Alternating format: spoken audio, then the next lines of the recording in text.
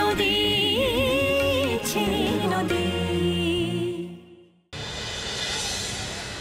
মানুষ রাগ করে তো কত কথাই বলে, সেগুলো কি সব ধরতে আছে? কিছু কিছু কথা যে একেবারে না ধরেও পারা যায় না। কিছু কথা থাকে যেগুলো মর্মমূলে বিঁধে যায়, সেগুলো তুমি না ধরেও তো থাকতে পারবে না।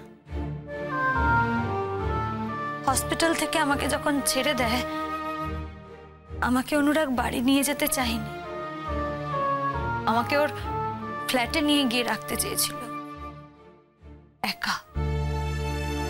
সেদিন যদি আমার শরীরটা খারাপ না হতো, আমার তো ওখানেই নির্বাসন ঘটত। অনুরাগ তো কর্তব্যপরায়ণ মানুষ, ডিউটিফুল, তাই ওর কর্তব্য করতে চেয়েছিল, আমাকে টাকা দিয়ে সাহায্য করতে চেয়েছিল, আমার খাওয়া পড়ার দায়িত্ব নিতে চেয়েছিল, কিন্তু মনের দায়িত্বটা নিতে চাইনি। ও কিন্তু জানতো আমার কাছে ওই একা একা থাকাটা মৃত্যুর সমান। জেনে শুনে যে আমাকে মেরে ফেলতে চেয়েছিল, সে আমাকে ভালোবাসে, এই কথাটা তুমি আমাকে বিশ্বাস করতে বলো মানুষিদি?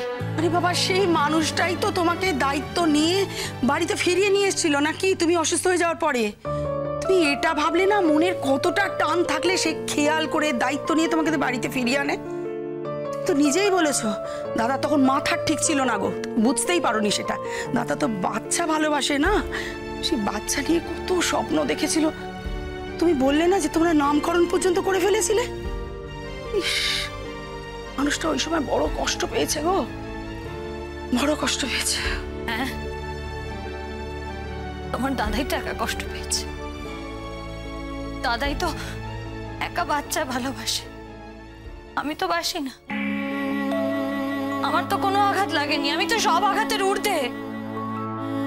সারা জীবন আঘাত পেতে পেতে কোনো আঘাত বোধ তো কাজই করে না আমার, তাই না? দিদি, তো রাগ করো না গো, সবসময় অত রাগ করতে নেই। অনেকদিন যখন পার হয়ে যাবে না, শান্ত মাথায় বসে ভাইবো, দেখবে দাদার অতটা দোষ ছিল না বোধহয়। জানো, মানছি দাদা অনেক ছেলে মানুষই করেছে, এটা ঠিক, কিন্তু দাদা অন্যায় করেনি জানো তো। দেখো, এত কিছুর পরেও কিন্তু তোমাকে নজরবন্দি করে রাখতে চেয়েছিল। কিচ্ছু নজরবন্দি করে রাখতে চাইনি।